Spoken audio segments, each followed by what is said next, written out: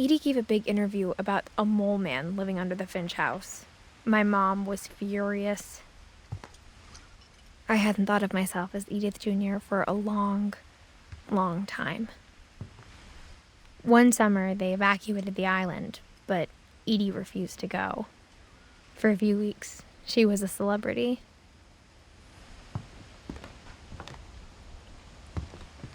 When Edie told people Sven was killed by a dragon, she could also have said he was building a dragon-shaped slide that collapsed. She could have, but she didn't.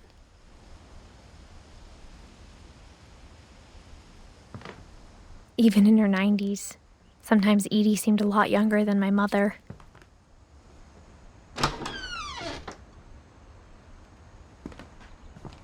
The only trace Grandpa Sam's first wife, Kay, left on the house was the pink bathroom. It was a pretty big trace.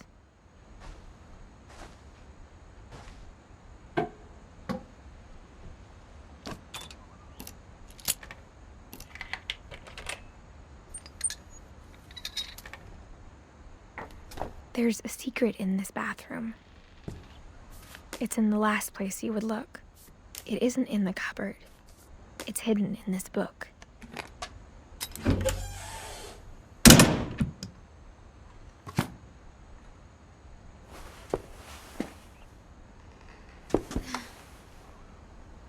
Sven gave Sam an old camera he'd refurbished.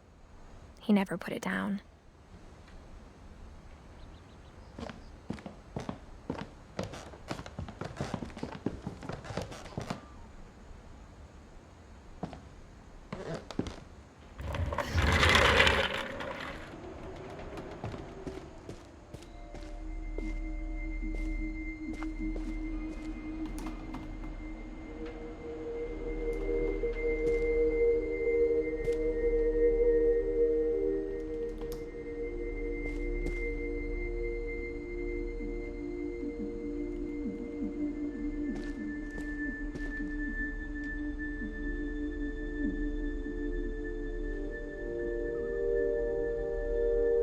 I knew Grandpa Sam had a twin, and that he never talked about him. I guess my grandpa didn't like history any more than my mom did.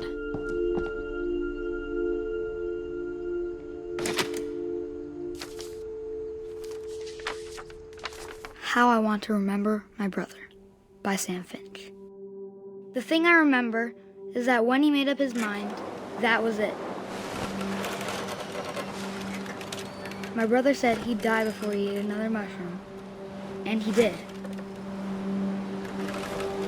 At Barbara's funeral, we swore he'd never be afraid again, and he wasn't. I think Calvin always wanted to fly.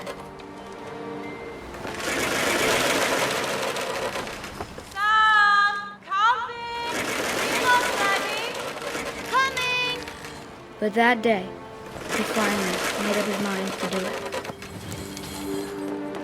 I told him going around was impossible. Maybe if I hadn't said that.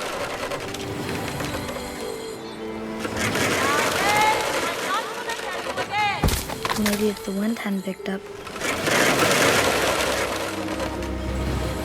Then maybe he'd still be here. But I don't. I think he'd already made up his mind. That's what I want to remember about my brother.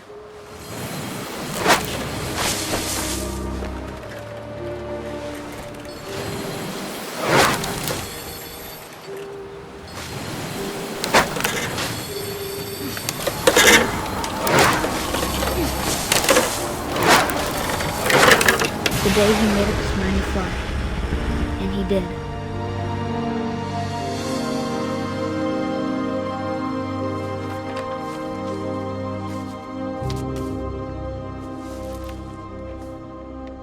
Calvin's story felt strangely familiar. When I was younger, I remember trying to do the exact same thing. After the funeral, Edie roped off Calvin's half of the room. Mom said Grandpa Sam enlisted at 18 and never set foot in the room again.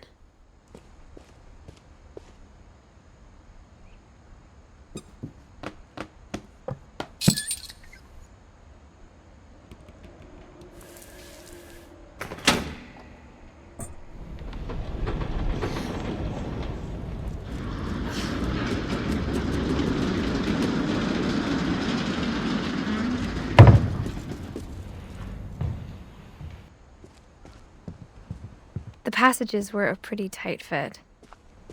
They'd obviously been built for smaller hands and bellies.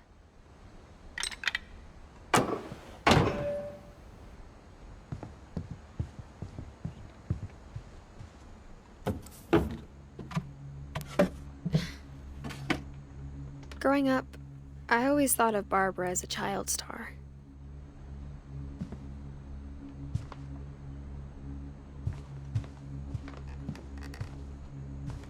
I never thought about how hard it must have been for her afterwards.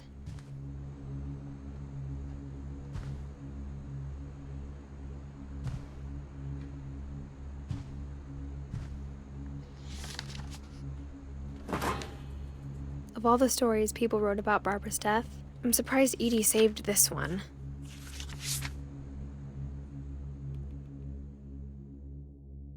Old Jack here with another ghastly tale inspired by America's most unfortunate family.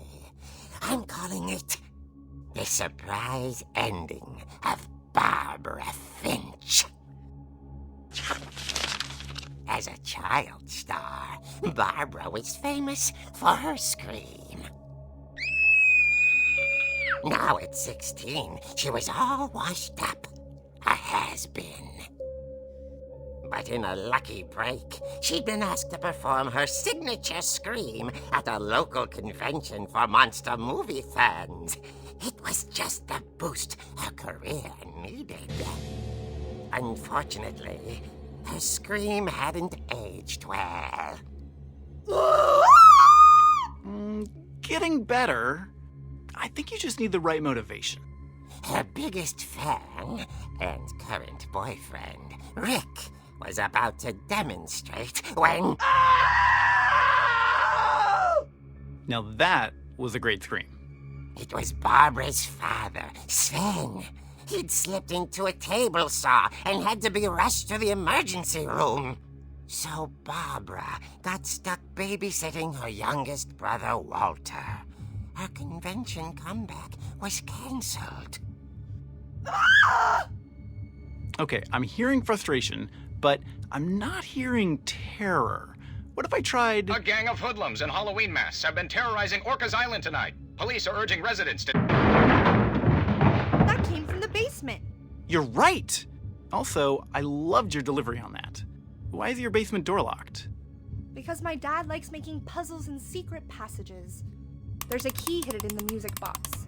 The secret is to keep winding and winding until finally the key pops out. Thanks, babe. I'll be back in a sec. 20 minutes later, Rick hadn't returned. So Barbara went to look for him, right on cue. She reached for the music box. And as she wound the key, she listened for Rick, but the house was silent.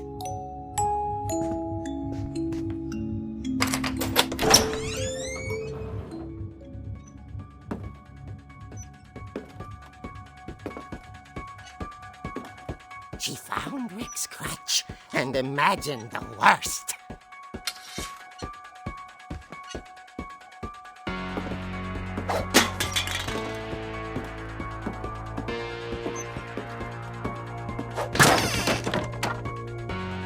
The gang's leader is the infamous Hookman killer, Dr. Carl Hamill, who impaled and then ate his family 10 years ago tonight.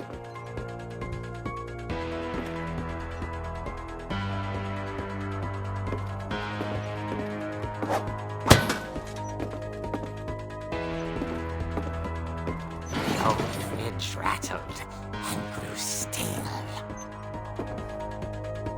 Oh dear!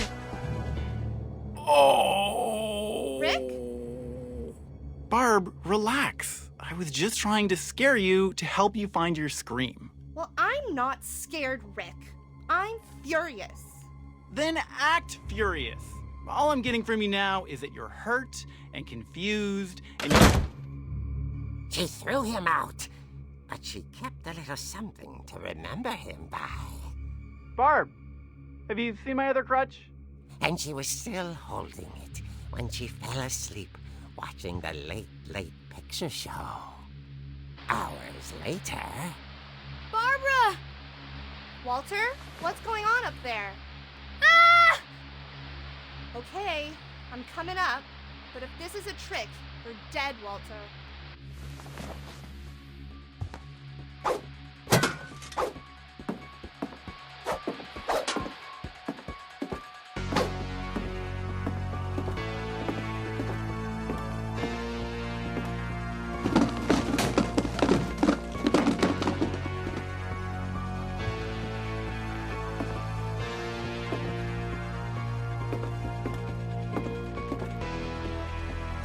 Walter, are you there?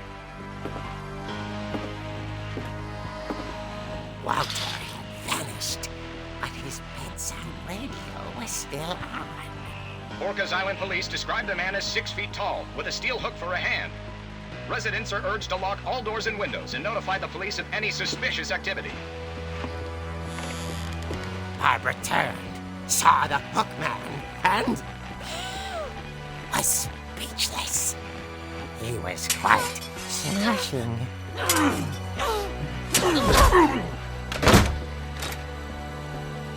he was.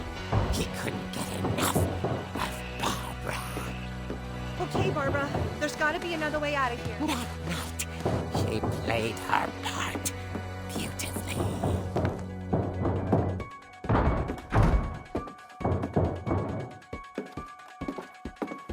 Molly's door hadn't been opened in years. The hinges groaned.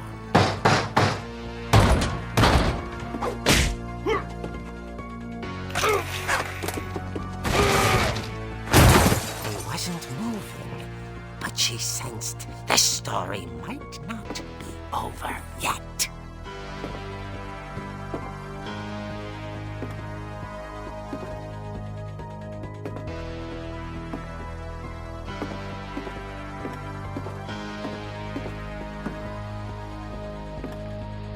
The hookman had vanished.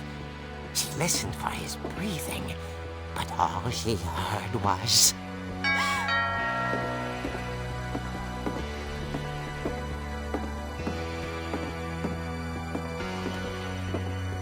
At the door, she heard whispering. It was coming from inside the house.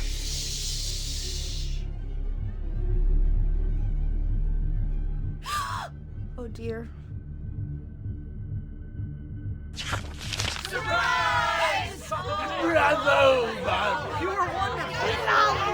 monsters had come to surprise her. For Barbara, it was a dream come true. Then she saw what kind of monsters they were, and she realized what was about to happen. She was going to be famous. And with her final breath, Barbara Finch gave the performance of her life.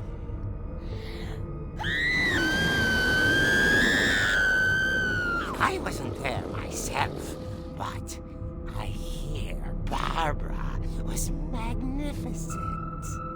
Poor girl. She had a taste for stardom.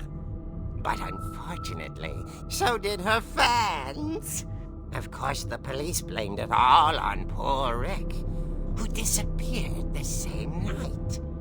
And little Walter? Hiding under his bed the whole time. He took it all pretty hard, but that's another story. As for Barbara, tucked inside the music box is all they ever found of her. Her ear.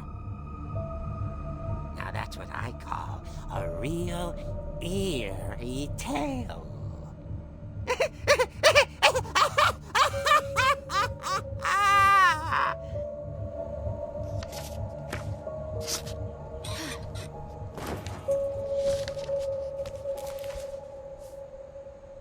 Edie told me all Barbara wanted was to be remembered, as absurd as that comic was. Maybe what Edie saw was a happy ending.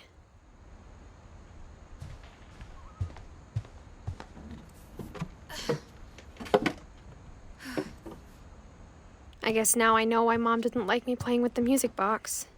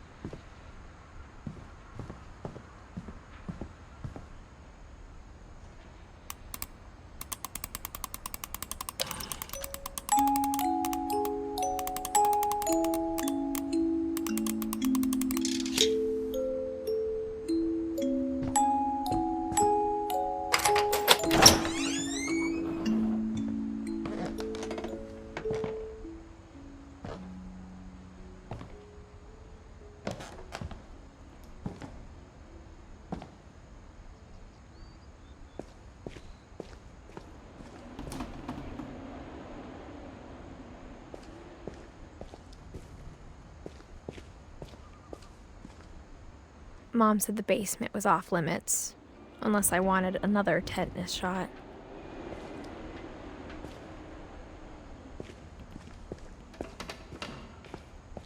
I saw Edie sneak down to the basement once, carrying packages. I thought maybe she was hiding presents.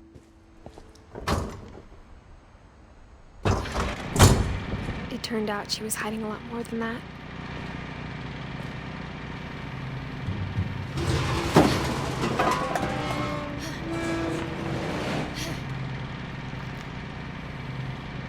I remember asking Mom once about where Walter had gone.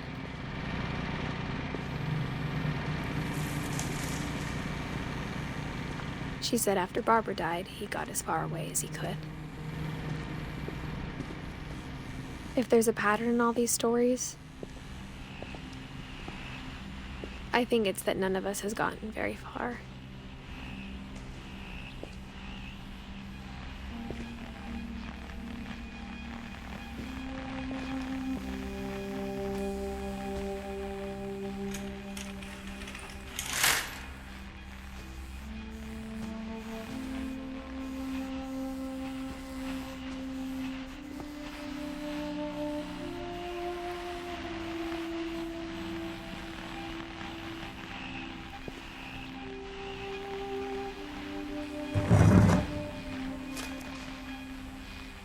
Goodbye, everyone. I can't believe I've been down here for 30 years. On that first day, after the shaking started, I didn't think I'd survive a week.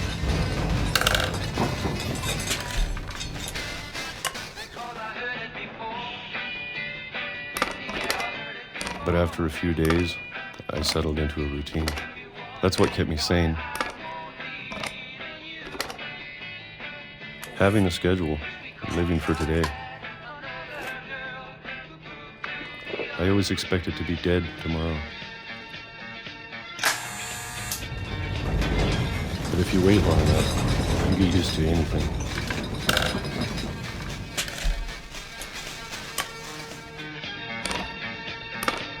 Even a monster on the other side of the door starts to feel normal. Almost friendly.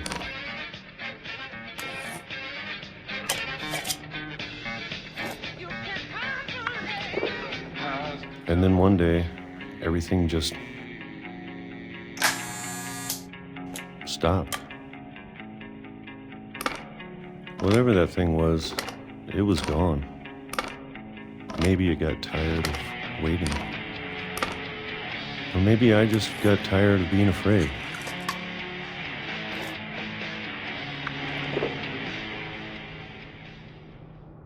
It's been a week now, the longest in 30 years. I'm done waiting. I have to leave while I still can.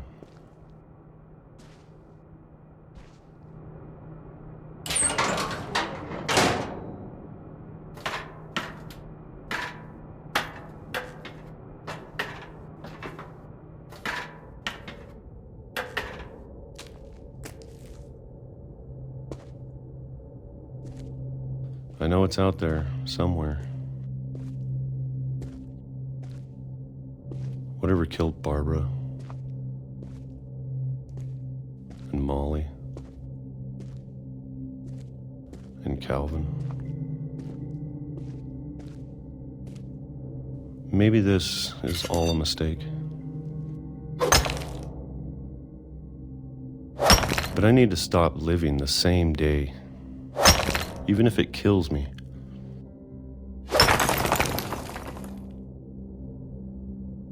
Whatever's out there, I want you to know I'm ready for it. I'm going to appreciate all of it, especially the food.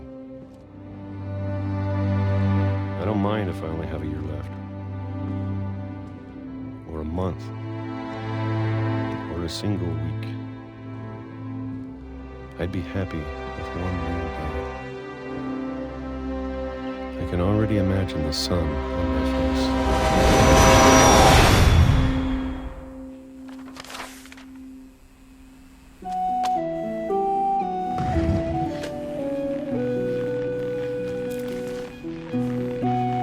Walter died when I was 6.